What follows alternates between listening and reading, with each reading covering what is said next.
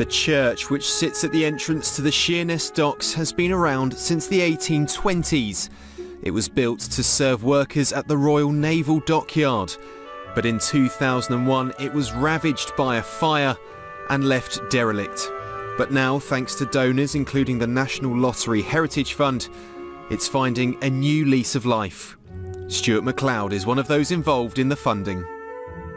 I think the reason why this was particularly special to us was, first of all, seeing the state of disrepair of the building.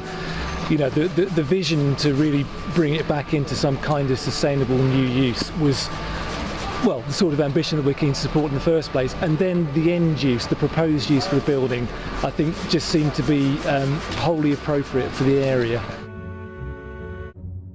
It'll cost a whopping £8 million to do up, with the National Lottery Heritage Fund forking out £4.2 million.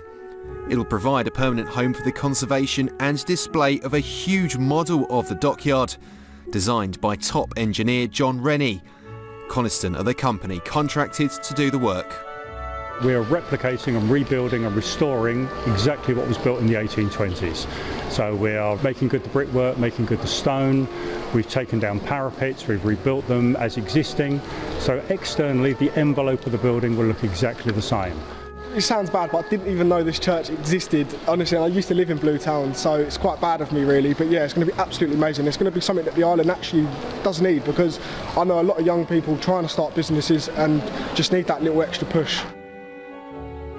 The building is covered head to toe in scaffolding. I've seen it from the ground, but I rode a hoist to the top to get an even better view.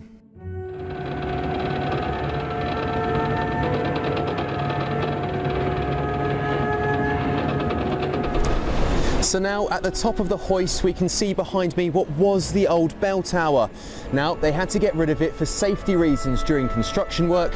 However, they are hoping that at some point this year they'll be able to get the old bricks needed to get that back up and built and back to its old glory. It's all expected to be done by next year, and building is well on track to give the church a brand new lease of life and give the people of Sheerness something to be proud of again. Phil Welbrook for KMTV on the Isle of Sheppey.